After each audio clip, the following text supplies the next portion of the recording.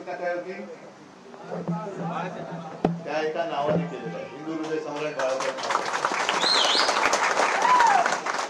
आठवण करून देण्याची गरज नाहीये, पण शिवसेनेची स्थापना बळामध्ये भूमिपुत्रांवरती अन्याय होऊ न देणं किंवा अन्याय होत असेल तर त्याला तोडून मोडून टाकणं ह्या कर्तव्य. अरविंद, आपण जे म्हणालात की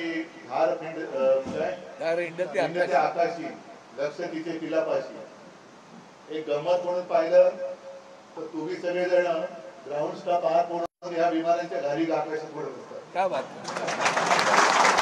तर आकाश पण घारी असतात तशी गिदाडं पण असतात. चिंता नेहमी आपल्या सोबत असलेल्या कामगारांची रक्षण करण्याची जी असते ती या गिदाड्यांपासून असते.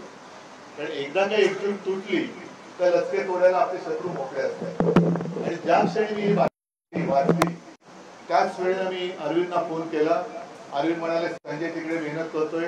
मग संजय आले, अरविंद आले, आम्ही या अमुक खायला भेटलो. तमुक म्हटलं तसं नाही करणार, कामगारांमध्ये जा, आपल्या सोबत.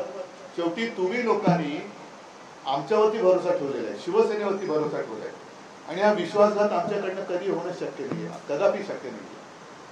नुसतं शिवसेना जिंदाबाद, उद्धव ठाकरेंचा विजय असो, अरे तसा विजय नकोय मला. मला तुमच्या हृदयातून आलेला ती एक भावना पाहिजे, हृदयातून आली पाहिजे.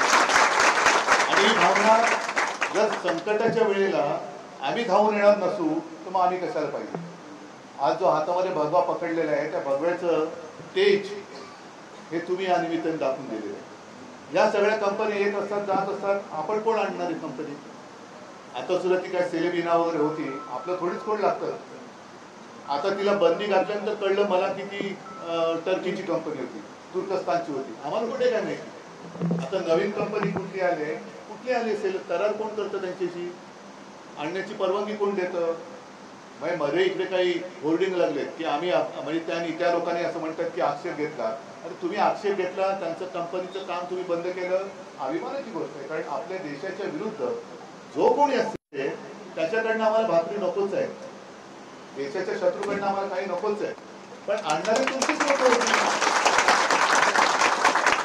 केंद्रात सरकार कोणाचं आहे, एव्हिएशन डिपार्टमेंट कोणाकडे आहे, एअरपोर्ट अथॉरिटी आणि एअरपोर्ट हे कोणाकडे आहे, हे तुमचेच सगळे बगलबच्चे आणि मित्र तेच ह्या कंपन्यांबरोबर करार मरार करतात.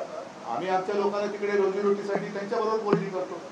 तर ही संपूर्ण राजकारणाची जी काही खेळी आहे, कदाचित मला भीती हीच वाटत होती की या निमित्ताने एक निमित्त करून कंपनीला तोडायचं, कंपनीला बंद करायचं आणि आपली कंपनी तुम्हाला रस्त्यावरती ठेवून दुसरी लोक तिकडे भरायची.